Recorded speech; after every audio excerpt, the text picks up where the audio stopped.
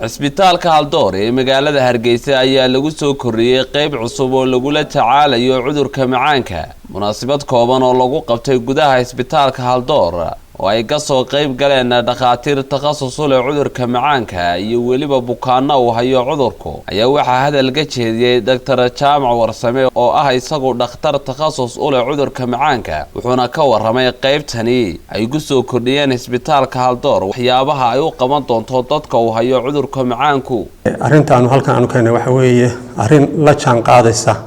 sida caalamka loo maareeyo macaanka badanaaba laba nooc weeye. nooca labaad oo dadku u badan yihiin ay qabaan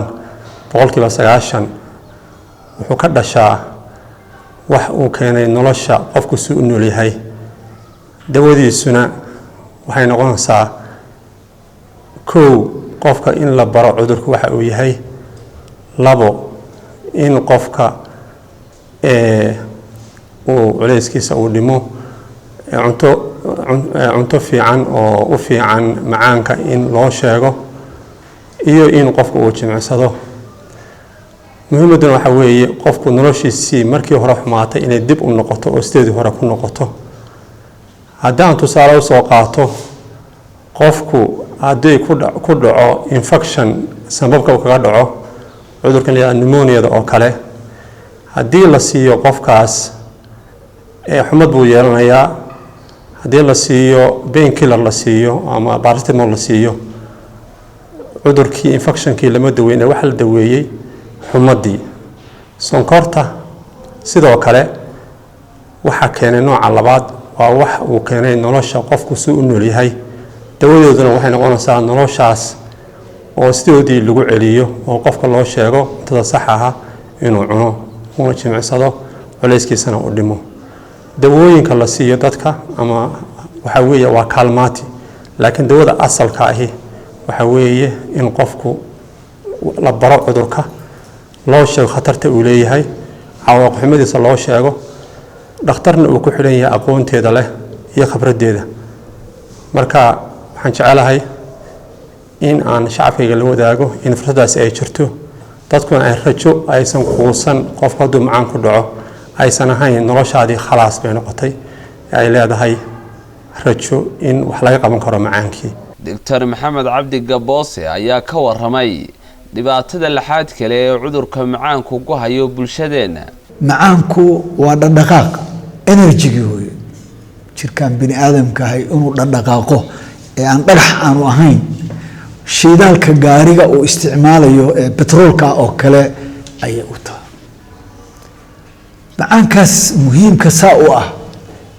ee qofka noloshiisiiba u ah inaan wax laga maarmi kara ahayn haddii uu khaldamo oo uu tiro bato ama uu hoos u dhaco labadaba wuxuu keenayaa dhibaatooyin aada u fara badan. hadduu hoos u dhaco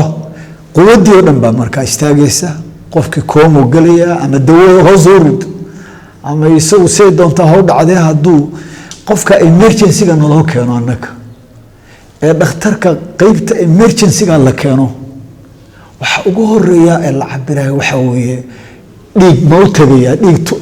dhiiggii ma tuuraya in la cabiro pressure. waxa labaadna waa sokortiisii xagee bay maraysaa ayaa ugu sokortaasi laakiin hadday badato ay kor u kacdo sababahay ku kacayso ka hadli maayo hadday kor u kacdo markay kor u kacdaba waxay dhaawacaysaa oo wanaageedii hore sunbu isku bedelay. waa xanuunka keliya oo hal xubin oo jirkeena oo ka badbaadi kara aanu jirin. keliyaha way qarxin xididada way qarxin. waxaad aragteen vaalig magaaladaad ku maqasheen stroke la leeyahay nusba luuya gacan curyaanti ama waa dhiikar ama waa macaan ama waa siga waxay ku jirtaa macaanku waxyaalaha ugu faraha badan ee vaaliga keenaya.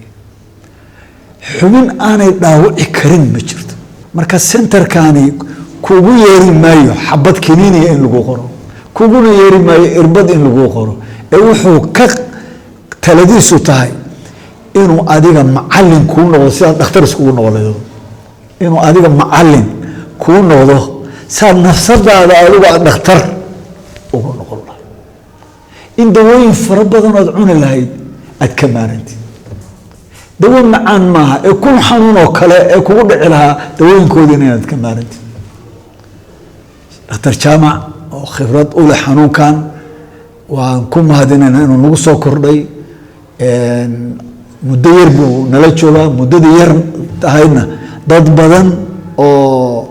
maaragtay ammaan iyo wanaag soo jeedinaya ayaan la kulanay ma ahan keliya centerka ayaan dadka suuxaan samaynayna suuxid qalalka dadka qalalka la yaraha iyana saasoo kale kama foga qaab nololeedkooda iyo dawada keliya ma waxaan kaloo furaynaa centerka stroke valley centerka valleyga